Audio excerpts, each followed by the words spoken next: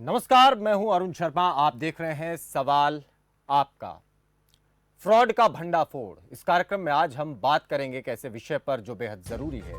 दरअसल आपने रोडवेज की बसों में, रेलवेज में, अलग अलग जगहों पर ट्रेन में आते जाते या किसी बस के माध्यम से कहीं और आते जाते छोटे छोटे कार्ड या छोटी छोटी चिट और छोटे छोटे टेप जो है वो आपने लगी देखी होंगी, जिन पर लिखा रहता है वशीकरण, गृह कलेश, पति पत्नी में अनबन, सरकारी नौकरी दिलवाने के लिए या मनचाहा प्यार दिलवाने के लिए, किसी को वश में करना है, किसी का किया कराया है। 100% चैलेंज के साथ ये जो ढोंगी बाबा हैं, बाबा बंगाली के नाम से है तो कोई पता नहीं किस नाम से है, वो सब के सब ये दावे करते हैं कि 100% आपका काम हो जाएगा। अगर आपका कोई काम रुका हुआ है तो आपका भाग्य आपको जगा रहा है, इस तरीके की टैगलाइन देकर के वो आपको आमंत्रित करते हैं। नीचे फोन नंबर लिखा होता है और कुछ घंटे में ही आपका काम करने का दावा भी करते हैं। एक ने तो यह भी दावा किया कि 11 घंटे के अंदर आपका दुश्मन खून के आंसू रोएगा। बताइए, इस तरीके के दावे होते हैं। और इससे भी बड़ी बात जो है, हजारों लाखों लोग इन दावों पर भरोसा करके इनके चंगुल में फंस जाते हैं और जिसका नतीजा आप सब लोग भली भांति जानते हैं। जो इनके चंगुल में फंसे हैं वो भी, और जो नहीं फंसे हैं वो भी। आज ये जान लें, समझ लें कि आज बाबाओं के इस फ्रॉड का भंडाफोड़ आज तमाम लोग, हमारे तमाम दर्शक करने जा रहे हैं इस खास कार्यक्रम के जरिए, सवाल आपका के जरिए, क्योंकि ये सवाल आपका है, आपसे जुड़ा हुआ है। तो आज इसी कार्यक्रम में हम बात करेंगे, हमारे साथ कुछ मेहमान भी जुड़ेंगे और जानने की कोशिश भी हम ये करेंगे कि किस तरीके से पूरा का पूरा ये फ्रॉड का खेल होता है और किस तरीके से चीजें इसमें लोगों को फंसाने के लिए लाई जाती हैं और किस तरीके से लोगों को इसमें बहला फुसला करके अपना शिकार बना लिया जाता है। लेकिन उससे पहले कुछ सवाल जो खबरफास्ट उठा रहा है, बात उनकी करेंगे कि ये जो महत्वपूर्ण सवाल हैं जिनके बारे में आज बात होनी चाहिए, क्योंकि ये बाबा किसी भी तरीके से ऐसे लोगों को जो किसी न किसी परेशानी में है, किसी न किसी मुसीबत में है, उनको फंसाने की पूरी कोशिश करते हैं। तो अब बात उन सवालों की जो आज खबरफास्ट उठा रहा है। तो सवाल आपका में कैसे बच पाएंगे बाबा? जी हां, ये सवाल बेहद महत्वपूर्ण है। और क्या मनचाही नौकरी, मनचाहा प्यार, सरकारी नौकरी, ये इससे मिल जाएगा? क्या कारोबार की जो रुकावट है वो दूर हो जाएगी? क्या किसी को वश में करना है, किसी से प्रेम आप करते हैं तो मनचाहा प्यार वो आपको दिलवा देगा? क्या ये वाकई पॉसिबल है? वाकई ये चीजें हो सकती हैं? और क्या सरकारी नौकरी मिल सकती है? तो इन्हीं सब विषयों को लेकर आज खबरफास्ट पर बाबाओं का कीजिए भंडाफोड़। और इस फ्रॉड का भंडाफोड़ करना इसलिए भी जरूरी है क्योंकि अब और कोई भोला भाला व्यक्ति इनके चंगुल में फंस न जाए। तो हमारे टेलीफोन नंबर आपकी टेलीविजन स्क्रीन पर फ्लैश हो रहे हैं, इनमें से किसी भी नंबर पर आप हमें फोन करें, तुरंत फोन उठाएं और अपनी बात रखें, अपना सवाल रखें। और अगर आपके किसी जानने वाले के साथ, किसी दोस्त मित्र के साथ, किसी परिचित के साथ इस तरीके की धोखाधड़ी हुई है, ऐसे किसी फ्रॉड बाबा ने अगर ऐसा कुछ किया है, तो आप जरूर उसके बारे में बताएं कि किस तरीके से ये बाबा फ्रॉड करते हैं, ताकि दूसरे लोगों में भी जागरूकता आए। धीरे धीरे नीचे ही नीचे ये बाबा अपनी पूरी एक ऐसा दुनिया, एक ऐसा साम्राज्य बना चुके हैं और सीधे ऐसे लोगों को टारगेट करते हैं जो मानसिक रूप से परेशान चल रहे हैं, जिनके घरों में कोई ना कोई दिक्कत चल रही है।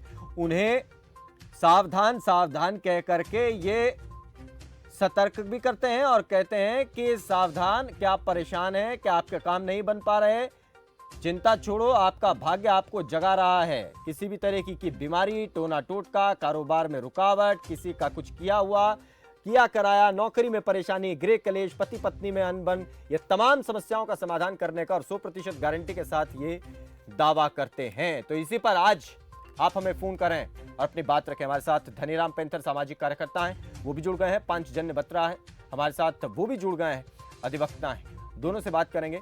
धनीराम जी, पहले आपसे शुरुआत करते हैं। ये अपने आप में एक बहुत बड़ा ऐसा विषय है जो निश्चित तौर पर समाज में ऐसे लोगों के लिए जो किसी न किसी रूप में परेशान हैं, उनको ये टारगेट करते हैं और अपने वश में कर लेते हैं और उनसे पैसा भी ये लूटते हैं। और ख़ासतौर पर हमने बहुत सारे केसेस में ऐसा देखा, जब इस पूरे मामले की हम जांच कर रहे थे और देख रहे थे कि कैसे कैसे केसेस इसमें आते हैं, महिलाओं के साथ यौन शोषण तक की इसमें घटनाएं सामने आई हैं। आप इसमें बताएं कि किस तरीके से ये पूरा का पूरा फ्रॉड होता है और कैसे पूरा खेल रचा जाता है। मैं धनीराम पेंथर जी। ये जो बाबाओं का खेल है, ये दहशत का खेल है। ये दहशत पैदा करते हैं कि मतलब तुम्हारे टोना, तुम्हारे भूत चढ़ गया है, तुम्हें नौकरी दिलवा देंगे, तुम्हें बेरोजगारी खत्म करा देंगे। ये एक दहशत पैदा करते हैं ये। और दहशत पैदा करके जो गरीब और मजलूम से जो है पैसा धन उगाई करते हैं। इस तरीके का जो खेल ये चल रहा है धनीराम जी, इसमें सारी चीजें खुलासा होने के बाद लोगों को पता भी चल जाता है कि ये सब गलत है, बावजूद उसके लोग कैसे इनके चंगुल में फंसते चले जाते हैं। ये किस तरीके का खेल और कैसा मायाजाल, ये कैसा भ्रमजाल बनाते हैं? अब आप पूरे देश में देख रहे हैं, एक बाबा पैदा होता है, अरबों खरबों में खेलने लगता है, और वो बाबा जो है दुष्कर्म करता है, और दुष्कर्म के बाद वो जेल भी जाता है, और जेल जाने के बाद भी जो भय का वातावरण है हाँ वो बनाए रखे। हाँ, ये भय का सारा खेल है। पांजन्य जी से बात करेंगे, इस पर थोड़ा और समझेंगे कि किस तरीके से इसमें कानूनी जो चीज़ें हैं जो सहायता लोगों को दिलवा सकती हैं, या फिर किस तरीके से परिस्थितियां और मुश्किल हालात बना देती हैं। हमारे साथ कुछ दर्शक जुड़ गए हैं, उनसे बात करेंगे। करीम खान है हमारे साथ मध्य प्रदेश से, उनसे बात करते हैं। करीम जी नमस्कार, आप जुड़ गए, अपनी बात रख सकते हैं।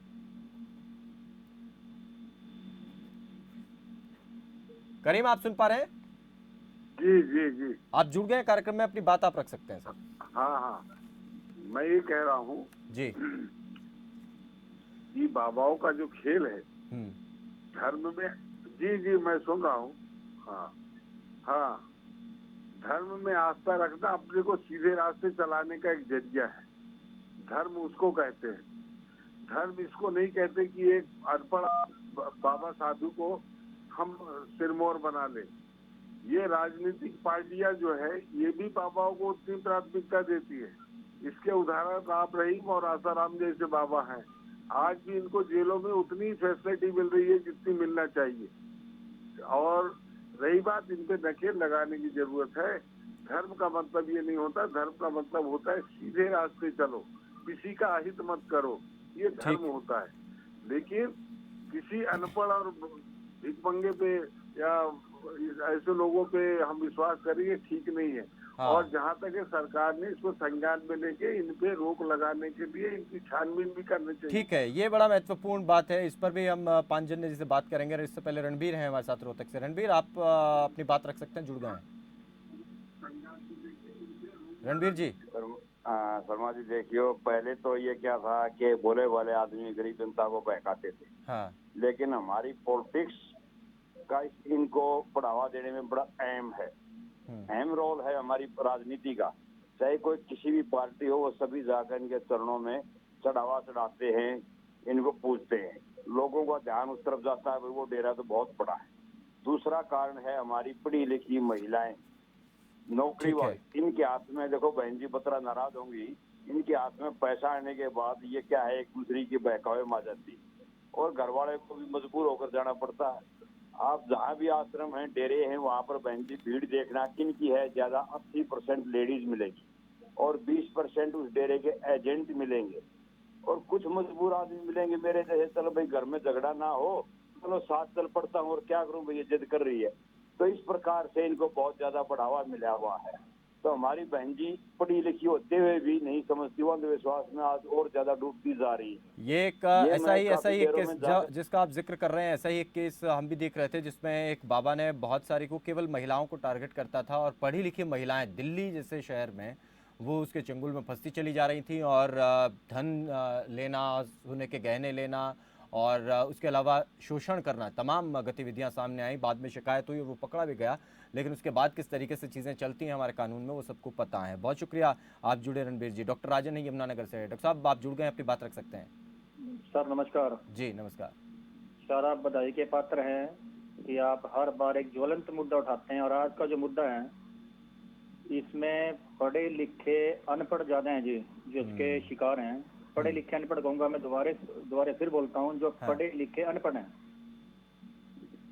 सर ऐसा है, आप अखबार का पन्ना खोलिए, आपको इतनी एड्स मिलेगी, जबकि मीडिया का, एक प्रिंट मीडिया का भी एक, ये मैं इसको दोष कहूंगा कि आप जो कुछ पैसों के लिए आप पेपर में कुछ ऐसी छाप देते हैं, मन चाह प्यार लीजिए, मन चाह वशीकरण, लड़का स्वतंत्र छुटकारा, ये वो फलाना ढमकाना, सो मैनी। उसके बाद सर इनके चंगुल में फंस के ऐसे ऐसे क्राइम होते हैं जो झकझोर के रख देते हैं, बच्चों की आंखें तक निकाल दी सर। तो आपके चैनल के माध्यम से मैं ये मेरी रिक्वेस्ट भी है, क्योंकि बहुत बहुत बड़ा मुद्दा है सर। ये आप बिल्कुल सही कह रहे हैं डॉक्टर राजन, आप बिल्कुल सही कह रहे हैं, और इसी वजह से इस विषय को हम बड़े एक अलग नज़र से, एक अलग तरीके से इसको देख रहे हैं, समझ रहे हैं, और ये जितना इसके अंदर जा रहे हैं वो उतना ज़्यादा चौंकाने वाला हो रहा है सर। ये जो है ना एक बहुत सोशल मुद्दा है। जो बच्चे पढ़ने लिखने वाले बच्चे हैं, हाँ।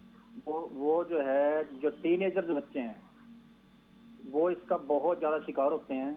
ये आपने बिल्कुल, इसमें महिलाओं को, पढ़ी लिखी महिलाओं का भी हमने बहुत देखा इसमें कि केसेस का, काफ़ी सारे केसेस की, और केस स्टडी के बाद ये चीज़ें निकल करके आई हैं। और पांजन्य जी हैं हमारे साथ, उनसे और बात इस पर करेंगे। बहुत शुक्रिया डॉक्टर राजन, आप जुड़े और एक अलग महत्वपूर्ण पहलू की तरफ भी आपने ध्यान दिलाया। पांजन्य जी, मैं एक चीज़ आपसे समझना चाह रहा हूँ कि कानूनी क्या सहायता एक आम व्यक्ति के लिए, और कानूनी क्या शिकंजा ऐसे बाबाओं के लिए जो वशीकरण, मनचाहा प्यार, नौकरी, ये तमाम इस तरीके के बेकार के जो दावे करते हैं, इनके लिए आप बताएं। जी, कानूनी तौर पर दो तरह की व्यवस्था है।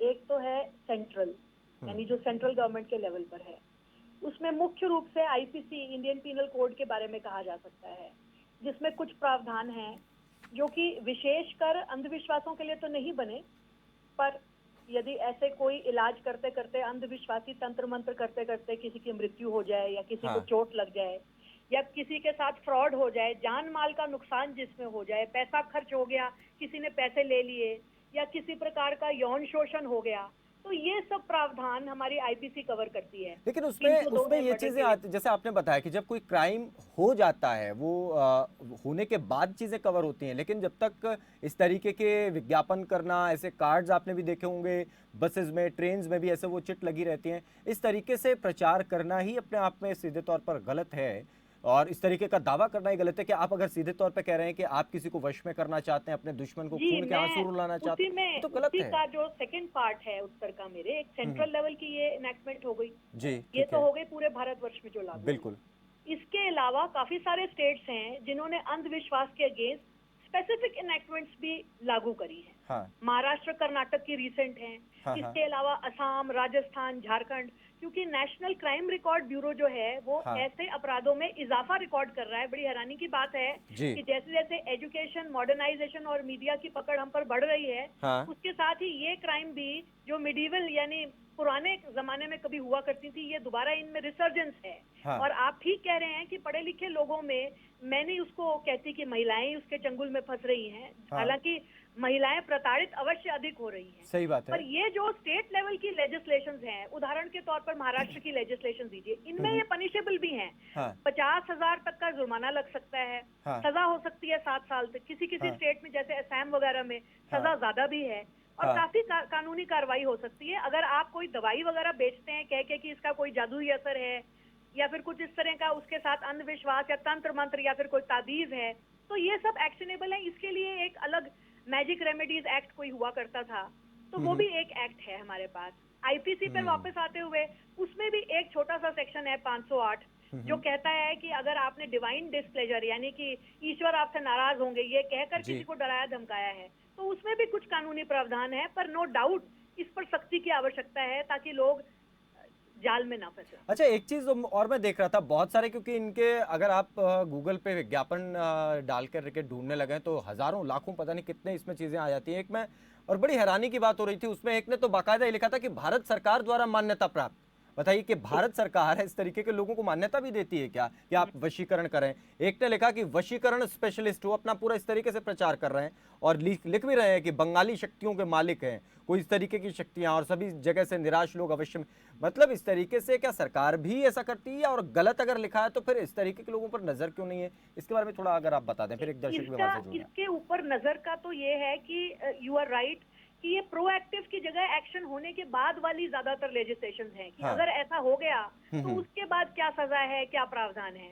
लेकिन अगर इसे जड़ से रोकना है तो उसके लिए कानून के अलावा एक सोशल अवेयरनेस का सहारा भी लेना होगा। जी। स्कूल्स, कॉलेजेस में, गली मोहल्लों में महिलाओं के बीच में जागरूकता पैदा करनी होगी कि ये लोग ना तो क्वालिफाइड हैं और अधिकतर लोग इनमें से ढोंगी हैं। हाँ। और सेंट्रल एक लेजिस्लेशन के बारे में अवश्य विचार किया जा सकता है, उसकी शायद आवश्यकता है, क्योंकि अगर केसेस बढ़ रहे हैं तो इससे पहले कोई बड़ी सनसनीखेज खबर बने और फिर हम जागे तो बेटर है कि कोई सेंट्रल लेजिस्लेशन इस पर इनेक्ट करी जा सकती है। बिल्कुल। और और प्रोहिबिट हाँ। करे नकली एडवर्टाइजमेंट वगैरह, दवाइयों वगैरह की आप जी। नकली एडवर्टाइजमेंट नहीं कर सकते, जी, उस पे ऑलरेडी जी। है। हाँ। लेकिन अगर तंत्र मंत्र किसी और तरीके से किसी और तरह का किसी शोषण हो रहा है या हाँ, एडवर्टाइजिंग चल रही है बसों के पीछे, ऑटोज के पीछे, कहीं टेंट लगा के कोई तांत्रिक बैठा है, हाँ। इसको रोकने के लिए और सख्ती की आवश्यकता हो सकती है। बिल्कुल। और जैसा अभी डॉक्टर राजन भी जिक्र कर रहे थे कि कुछ घटनाएं ऐसी भी आई हैं जिसमें तंत्र मंत्र के चक्कर में आंखें तक निकाल ली गई बच्चों की, और बहुत सारे केसेस रिसेंटली दिल्ली में भी ऐसे केसेस आए कि तंत्र मंत्र के चक्कर में फंसकर एक ही परिवार के कई लोगों की जान भी चली गई। तो बहुत सारे केसेस आ भी रहे हैं,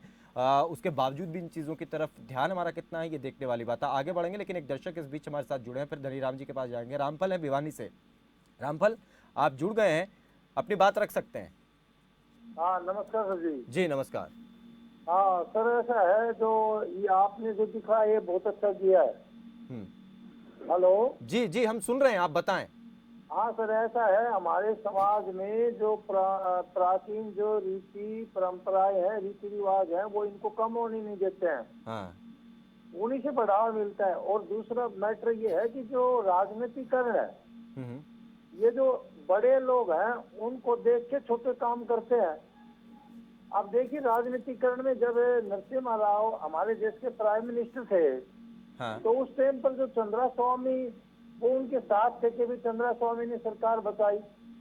तो राजनीतिकरण इसको ज्यादा बढ़ावा मिल रहा है। इसका तो एग्जाम्पल है, जैसे हमारे हरियाणा में बाबा रामपाल है और ये आसाराम जी है और ये बाबा सिरसा वाले हैं, इनको राजनीतिकरण को बढ़ावा मिलता है। तो मैं तो ये मानता हूँ जो पढ़े लिखे लोग हैं इन परंपराओं से दूर होना चाहिए। इनमें कुछ नहीं रखा है, बल्कि जो हमारे समाज में पढ़े लिखे लोग हैं वो ज्यादा इनके पीछे दौड़ते हैं। आपकी जैसे मानो सोचते हैं कि हमें नौकरी मिल जाएगी, ऐसा कुछ नहीं है, क्योंकि काम और दिन हमेशा एक जैसे नहीं रहते हैं। इनमें उतार चढ़ाव आता है। सही बात है, सही बात, ये आपने बहुत अच्छी बात कही। हाँ बिल्कुल बिल्कुल, हमारी जो सोच है उस सोच को बदलना होगा। आप फॉर एग्जाम्पल यूँ ले लीजिए, आज से 20 साल पहले ये कहते थे कि लड़का सब कुछ है। हाँ। अब जो लड़कियां हैं वो लड़कों से अव्वल है।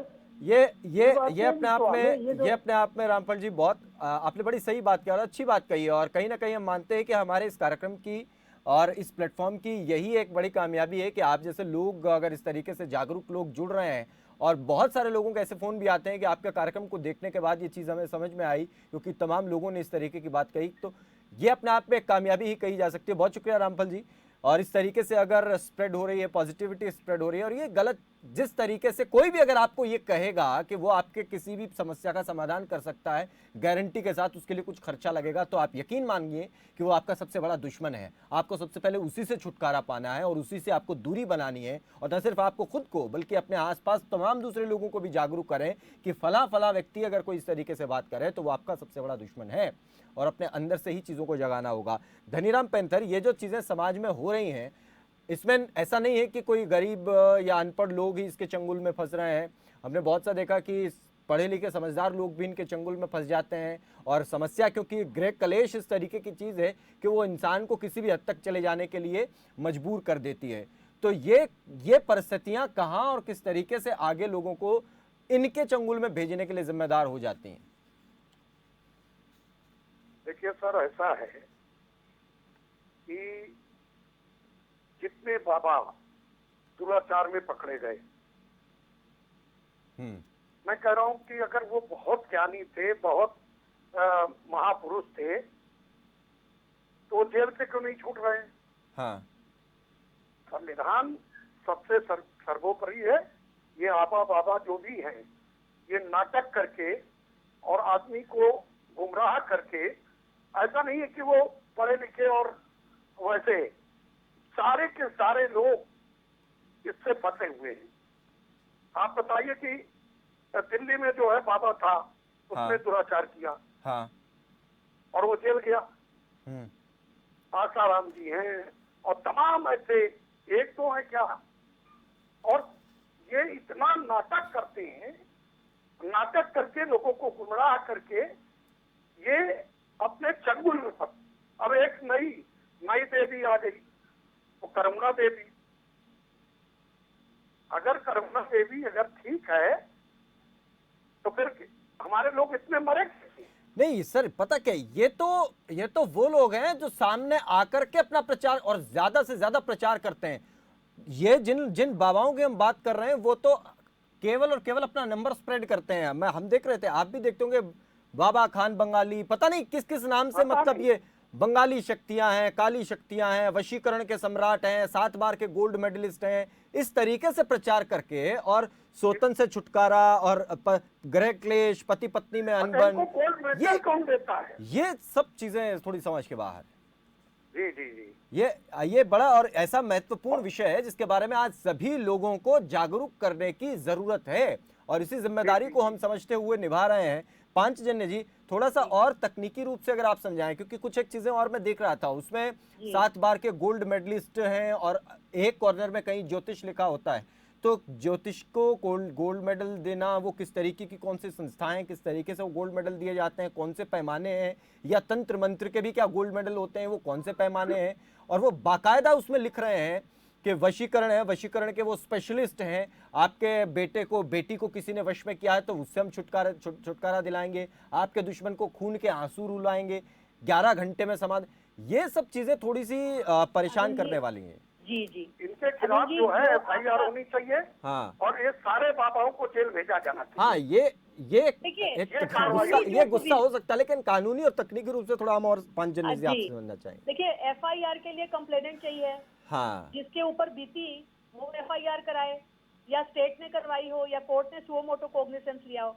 अब इसमें एक फाइन डिस्टिंक्शन है, एक भेद है जो आम जनता को पता होना चाहिए। हाँ। पहला जो सिंपल भेद वो है जो हमारे बड़े बूढ़े हमें सिखा गए घर में। धर्म वो है जो हमें शांति और आध्यात्म की ओर ले जाए।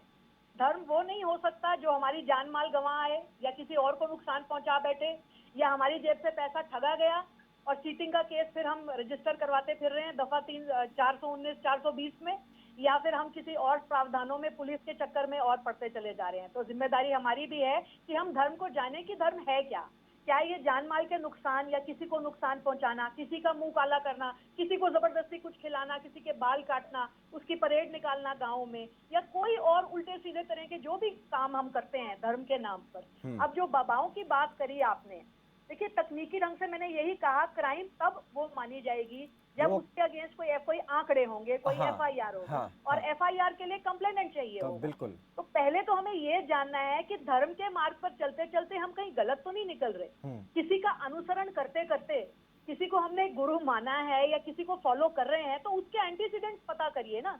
अगर किसी ने अपने नाम के आगे लिखा है गोल्ड मेडलिस्ट हैं हम एस्ट्रोलॉजी में, देखिए धर्म आपको कुछ चीजों की इजाजत तो देता है, एस्ट्रोलॉजी एक विद्या है। अगर किसी ने लिखा है कि ठीक है मैंने फलानी कहीं कॉलेज से एस्ट्रोलॉजी की विद्या हासिल करी है या मैं शिक्षित हूँ इसमें, तो अभी तक उसने आपको कोई नुकसान नहीं किया है तो वो अपनी शिक्षा का प्रदर्शन कर सकता है। सही बात कोई है। हर्ज नहीं है। सही बात फिर है। धर्म के नाम पर आपने एक प्रसाद बनाया, आपने किसी को खिलाया, वो एक अलग बात है। किसी को जबरदस्ती खिलाया वो अलग है। आप धर्म के नाम पर मंदिर गए, आपने प्रदक्षिणा की, जल चढ़ाया, या कोई और जो धार्मिक कार्रवाई है वो कोई सजा के पात्र नहीं हो सकते आप धर्म को फॉलो करने के लिए। लेकिन धर्म के मिसयूज के लिए या लोगों को गुमराह करने के लिए या लोगों के जान माल का नुकसान करने के लिए, उसके लिए आप सजा के पात्र हो सकते हैं। तो इस पे आप एक्शन या तो आपकी कंप्लेंट पे होगा, या पीछे से स्टेट करेगी, या सुओ मोटो होगा। तो ये इसके कुछ तकनीकी एस्पेक्ट। अच्छा, इसमें बहुत सारी चीजें, जैसा आपने बताया कि ये सही बात है कि इसमें जब तक क्राइम प्लेस नहीं ले लेता है, मतलब वहाँ हो नहीं जाता है, उसके बाद शिकायत नहीं हो जाती, तब तक उसमें जांच और हमारे पूरे सिस्टम के आधार पर वो बनती नहीं और होती भी नहीं है। लेकिन उससे पहले जैसे आपने बताया कि या तो सुओ मोटो कॉग्निजेंस में हो कि खुद से ही संज्ञान लेकर के चीजों को देखा जाए कि भाई ये जो प्रोविजंस भी हैं, कानून के प्रोहिबिटरी प्रोविजंस भी हैं, ऐसा नहीं है। जैसे एक पुराना एक्ट होता था drugs and magic remedies, come use होती हैं ये एनैक्टमेंट्स, ये प्रावधान, लेकिन है जो कहता है कि आप यही ताबीज और लॉकेट और ये सब चीजें, इस तरह के बाजू बंद वगैरह टाइप की चीजें जो हैं आप एडवर्टाइज नहीं कर सकते कि इससे शर्तिया इलाज हो जाएगा, ये कोई जादुई दवाई है। इस तरह के एडवर्टाइजमेंट प्रतिबंधित हैं, पर ये प्रतिबंध अगर हैं तो समाज में इनकी जानकारी होनी चाहिए। तो फिर ये तो सामाजिक लेवल पे कुछ जिम्मेदारियां हमारी भी, स्कूलों की, कॉलेजेस की, पेरेंट्स की बनती है कि हम अपने परिवार में, समाज में जागरूकता फैलाएं। ये बेहद ज़रूरी और बेहद महत्वपूर्ण विषय है और इसके बारे में बात होना आज के समय में उतना ही ज़रूरी हो गया है जितना हमें और किसी भी अन्य महत्वपूर्ण विषय के बारे में बात करना। तो अपने आसपास ज़रूर बात करते रहें। बहुत शुक्रिया पांजन्य जी, आप जुड़े, बहुत शुक्रिया धनीराम जी, आप दोनों का ही इस कार्यक्रम में जुड़ने के लिए, और तमाम हमारे दर्शकों का भी जो जुड़े इसमें प्रत्यक्ष और अप्रत्यक्ष रूप से, आप सभी का बहुत शुक्रिया। तो ये एक ऐसा विषय है जिसके बारे में आज हमें सोचने की ज़रूरत है। आपको कोई अगर कहता है कि आपको सरकारी नौकरी दिलवा देंगे और आपको कोई नौकरी दिलवा देंगे, उसके लिए आपको ये तंत्र मंत्र करना है, ये जादू टोना करना है, आपका जादू टोना होगा, इस तरीके का आपका पाठ हो जाएगा, ऐसा कुछ कर, ये सब के सब फ्रॉड हैं। और जिस तरीके के कार्ड आपको बसों में, रेलवेज में और ट्रेन के डब्बों में आपको लिखे मिलते हैं, कोई फलाना बाबा है, वो इतने बार का गोल्ड मेडलिस्ट है, वो आपको स्वतंत्र से छुटकारा दिला देगा, ग्रे क्लेश में आपको आपका ख़त्म करवा देगा, और आप फ़ोन करेंगे उसके बाद वो आपको अलग अलग नंबर से आपके जो है आपसे पैसा पहले भरवा लेंगे, और उसके बाद पैसा मंगवाने के बाद आपको कुछ ना कुछ ताबीज़ भेज देंगे, या कुछ आप बभूत भेज देंगे, या आपको कोई मंत्र बता देंगे, या आपको फलां किसी के उसमें खाने में कुछ मिलाने के लिए दे देंगे। तो कुछ भी इस तरीके से चीज़ें हो रही हैं और इनके सबके तरीके अलग अलग हैं। आपको इससे बचने का केवल एक तरीका है कि आप इनके बातों पर बिल्कुल भरोसा ना करें। आप भरोसा रखें अपने खुद पर, अपने परिवार पर, अपने मित्रों पर, अपने आसपास के लोगों पर भरोसा रखें, और सबसे ज़्यादा खुद पर अगर आप भरोसा रखेंगे तो किसी भी तरीके की समस्या का आप डटकर सामना कर सकते हैं। और एक समय आता है जब चीज़ें ठीक होती हैं, परिस्थितियाँ ठीक होती हैं, और हर समस्या का समाधान यहीं पर हमारे सामने ही हो जाता है। लेकिन उसके लिए आपको खुद को संयमित रखने की बेहद सख्त ज़रूरत होती है। इस तरीके के फ्रॉड के चक्कर में अगर आप फंसेंगे तो खुद का तो नुकसान करेंगे ही, अपने पूरे परिवार का नुकसान कर देंगे। ऐसे ही कुछ आंकड़े हमने आपको दिखाए भी कि किस तरीके से घटनाएं होती रही हैं साल दर साल, केवल एक जगह पर नहीं, देश के अलग अलग हिस्सों में। और केवल ऐसा नहीं कि भारत में ही होती हैं, दुनिया के अलग अलग हिस्सों में ठीक इसी तरीके से घटनाएं होती रहती हैं, लेकिन लोग सबक नहीं लेते हैं उसके बावजूद भी। तो सबक लेना है, और इसीलिए आज ये कार्यक्रम हम कर रहे थे। जागरूकता बहुत ज़रूरी है और इसके बारे में आप अपने आसपास बात जरूर करें। कोई भी अगर परेशान है तो उससे बात करें, ताकि वो अपनी परेशानी आपके साथ साझा करे, और किसी ऐसे ढोंगी, किसी बाबा के या किसी और जादू टोना तंत्र मंत्र के, किसी भी ऐसे वशीकरण करने वाले के चक्कर में वो न फंसे, ना अपनी जिंदगी खराब करें, ना अपने परिवार की। तो जागरूक रहिए, सतर्क रहिए, स्वस्थ रहिए। दीजिए इजाजत, नमस्कार।